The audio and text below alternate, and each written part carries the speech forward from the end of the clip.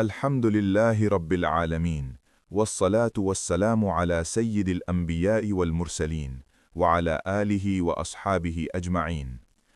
شب برات کی حقیقت، اہمیت اور شرعی حیثیت۔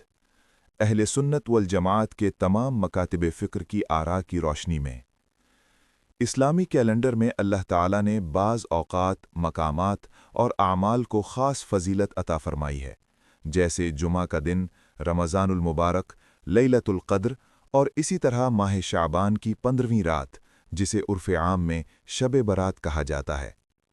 شب برات کے بارے میں امت مسلمہ میں غلوف بھی پایا جاتا ہے اور انکار بھی، جبکہ اہل سنت والجماعت کا منہج ہمیشہ اعتدال کا رہا ہے۔ آج کے اس لیکچر میں ہم قرآن و حدیث کی روشنی، سلف صالحین کا فہم، اہل سنت کے تمام طبقات کی آراء کو سامنے رکھ کر ایک متوازن اسلامی موقف پیش کریں گے۔ شب برات، نام اور مفہوم۔ عربی میں اسے کہا جاتا ہے لیلۃ النصف من شعبان۔ لفظ برات کے معنی نجات، خلاصی، رہائی، یعنی وہ رات جس میں اللہ تعالیٰ بندوں کو گناہوں سے نجات عطا فرماتا ہے۔ قرآن مجید کی روشنی میں قرآن کریم میں شب برات کا نام صراحتاً موجود نہیں، لیکن سورۃ الدخان کی یہ آیات مرکز بحث ہیں۔ اِنَّا أَنزَلْنَاهُ فِي لَيْلَةٍ مُبَارَكَةٍ فِيهَا يُفْرَقُ كُلُّ أَمْرٍ حَكِيمٍ۔ مفسرین کی دو آراء۔ ایک، اکثر مفسرین ابن عباس، قتادہ، اکرمہ، یہاں شب برات مراد ہے۔ دو، بعض مفسرین، اس سے لیلۃ القدر مراد ہے۔ اہل سنت والجماعت کا منہج ہمیشہ اعتدال کا رہا ہے۔ جہاں اختلاف ہو وہاں ایک رائے کو بدعت کہنا درست نہیں۔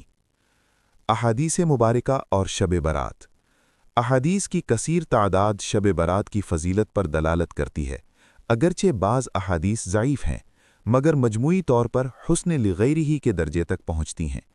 متفق علیہ مضمون: اللہ تعالیٰ اس رات اپنی مخلوق کی طرف متوجہ ہوتا ہے اور اکثر بندوں کو معاف فرما دیتا ہے، سوائے مشرک، کینہ پرور، قطع رحمی کرنے والا۔ اہل سنت والجماعت کے مختلف طبقات کی آراء۔ ایک، فقہ حنفی بر صغیر میں غالب۔ حنفی فقہا کا موقف: شب برات کی اصل فضیلت ثابت ہے، انفرادی عبادت مستحب ہے، اجتماعی رسمیں، چراغان، آتش بازی ناجائز۔ حنفی علماء: امام ابو حنیفہ رحمۃ اللہ علیہ اصولاً، امام طحاوی، ابن عابدین شامی کہتے ہیں فضیلت کا اقرار، بدعت سے اجتناب۔ دو، بریلوی مکتبہ فکر، بریلوی علماء کا موقف: شب برات مغفرت، عبادت، ایصال ثواب، توبہ، مگر پٹاخے، شور، دکھاوا، اسراف۔ اعلیٰ حضرت امام احمد رضا خان رحمۃ اللہ علیہ: عبادت کے نام پر ایذاء، اسراف اور بدعت حرام ہے۔ تین، دیوبندی مکتبہ فکر، دیوبندی علماء جیسے مولانا اشرف علی تھانوی، مفتی تقی عثمانی کا موقف: شب برات کی فضیلت اصولاً ثابت، انفرادی عبادت جائز، مخصوص اجتماعی نمازیں اور رسومات ناجائز۔ یہ موقف بھی اہل سنت کے دائرے میں ایک علمی موقف ہے۔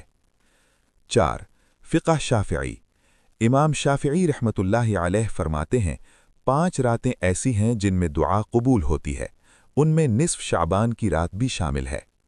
شافعی فقہا انفرادی عبادت کو مستحب کہتے ہیں، بدعات سے منع کرتے ہیں۔ 5، فقہ مالکی، مالکی فقہ میں شب برات کی فضیلت کا انکار نہیں، مگر مدینہ کے عمل کی بنیاد پر اجتماعی عبادات کو ناپسند کیا گیا۔ 6، فقہ حنبلی، امام احمد بن حنبل رحمۃ اللہ علیہ سے شب برات کی فضیلت منقول ہے، نفل عبادت کو جائز کہا گیا ہے۔ ابن تیمیہ رحمۃ اللہ علیہ حنبلی فرماتے ہیں نصف شعبان کی رات میں فضیلت ہے، مگر بدعات قابل رد ہیں۔ 7، اہل حدیث معتدل طبقہ، اہل حدیث کے معتدل علماء کہتے ہیں بعض احادیث شب برات قابل قبول ہیں، انفرادی عبادت جائز ہے، رسمیں اور بدعات مردود۔ یہ بھی اہل سنت کے دائرے میں ایک علمی موقف ہے۔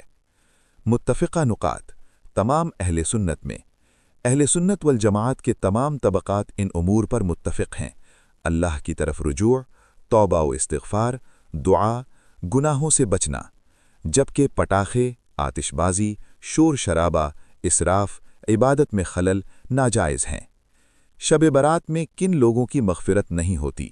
احادیث کے مطابق مشرک، کینہ رکھنے والا، قطع رحمی کرنے والا، والدین کا نافرمان۔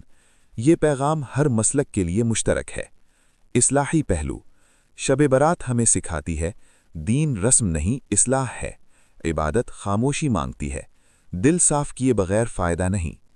امت کے لیے پیغام: شب برات فرقہ واریت کی نہیں، الزام تراشی کی نہیں، بلکہ خود احتسابی، اصلاح نفس، اللہ سے تعلق کی رات ہے۔ اختتامی کلمات: اہل سنت والجماعت کا منہج ثابت فضیلت کو ماننا اور غیر ثابت امور سے بچنا۔ یہی شب برات کا صحیح، معتدل اور مسنون طریقہ ہے۔ اللہ تعالی ہمیں افراط و تفریط سے بچائے، سنت پر چلائے، اخلاص عطا فرمائے۔ آمین ثم آمین یا رب العالمین۔ وما علینا الا البلاغ۔